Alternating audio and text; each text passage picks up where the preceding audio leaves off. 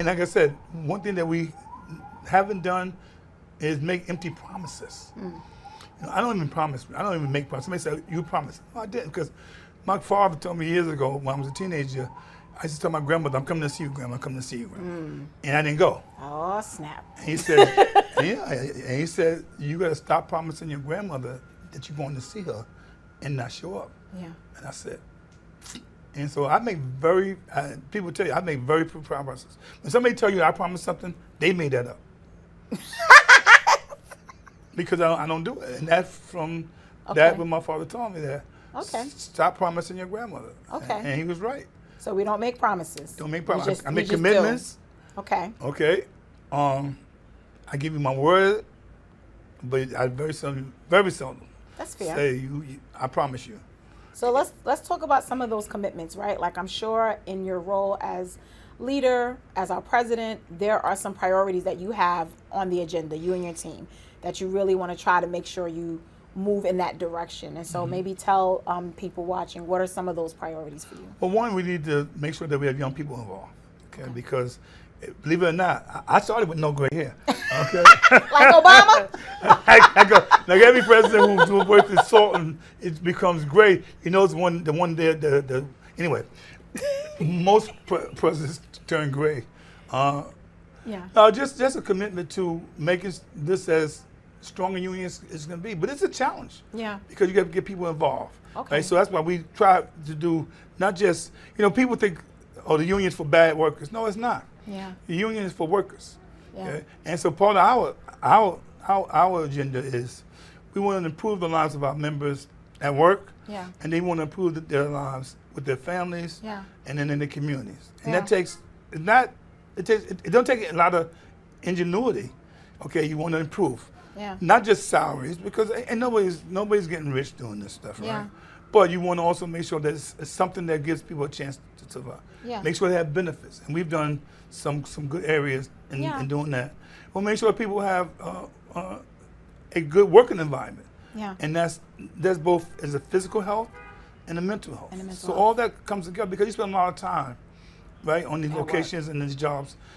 Our people deal with the public on a regular basis. That adds a whole nother level. And so there's been things that we want to do to try to help people be able to maintain that. Yeah.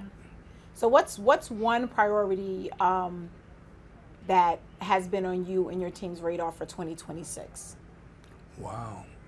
For 2026, we'll spend on our... Right, we're halfway through the year. What's a priority that you all kind of like, this is the priority, we need to make sure? Once again, to try to maintain that level of success in terms of delivering for our members. Okay?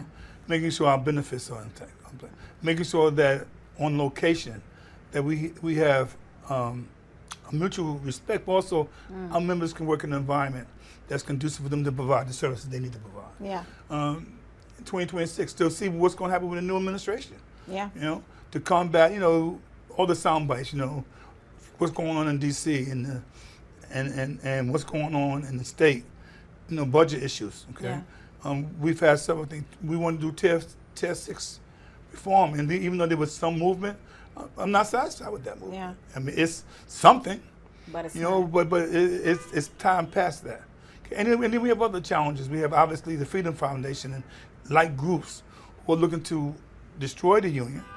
To some of them want to control the union. Yeah. But it's easy to control the union if you're involved. Yeah. It's easy, because then your voice has to be heard. Okay. Right? Not paying attention. Get involved. Yeah, because that's really what it is, And so we try to listen. Try to hear. We don't have all the answers. We're not built from the top down. Yeah. Do I know what a 25-year-old wants and thinks? Hell no. I'm not gonna pretend that I do. Yeah. Maybe go a little higher than that. Yeah. I barely know what a 50-year-old thinks and shit. Yeah, break. So, as you were talking, I was thinking about all the different things that the union offers, right? As a union member, right?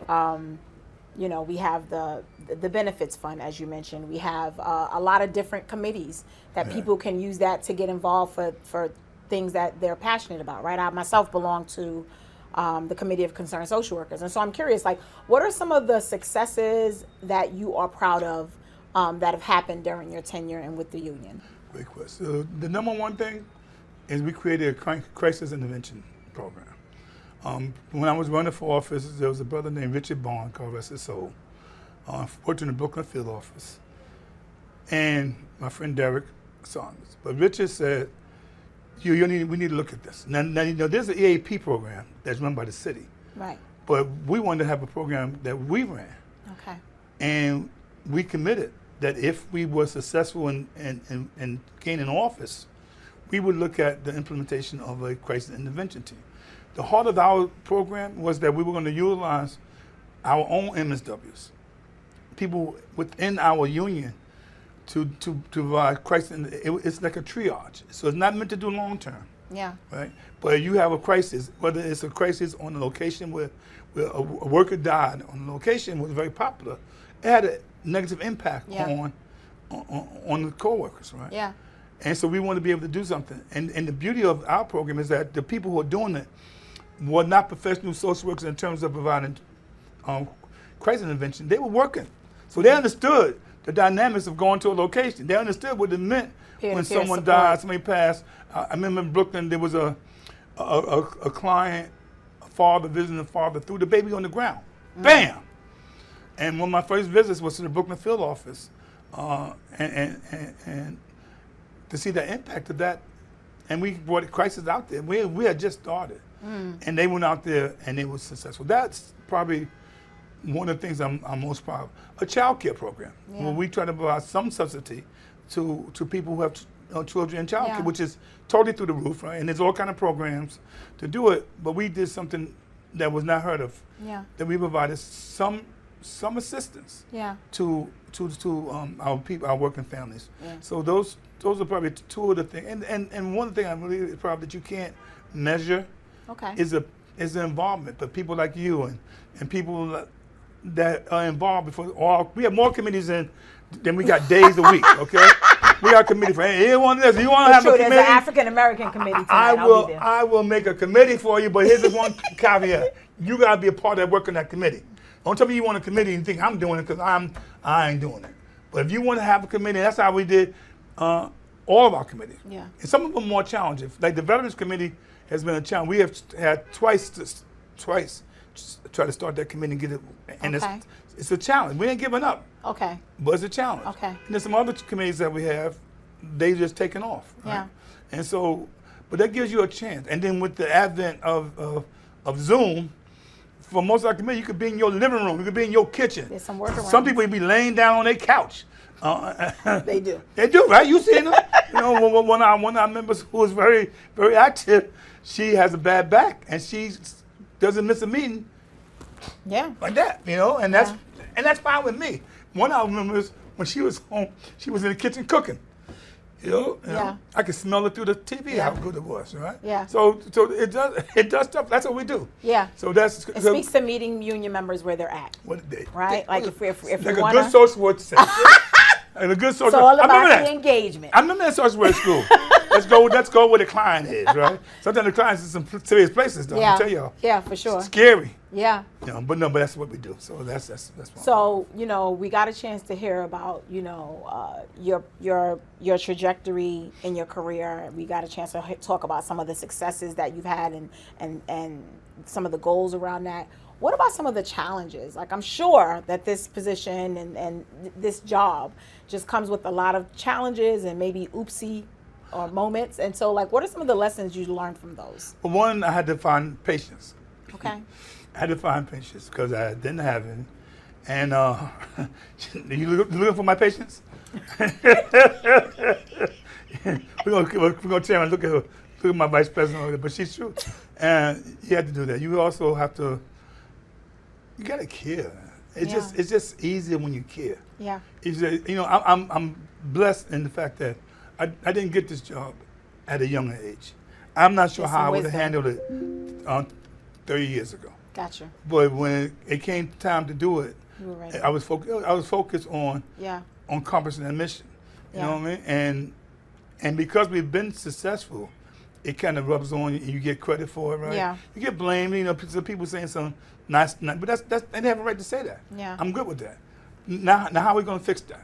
right? Your passion for what you do comes across, right? Like that you're like you said, the empathy that's required, and then just the patience to be able to kind of push through even when it seems like victory is a long time away. And so I'm curious, like, how do you handle it when you are in situations where there is no clear answer? And you're not sure what that decision is going to look like? There's no one way. There's no one answer to that, because sometimes you get to your own, and sometimes you get depressed. You like to have an answer to resolve an issue. Yeah. You like to have, all issues are not resolved. So if anybody tells you that they don't, then they're lying to you. Yeah. Right? We have some unresolved issues. You're dealing with people.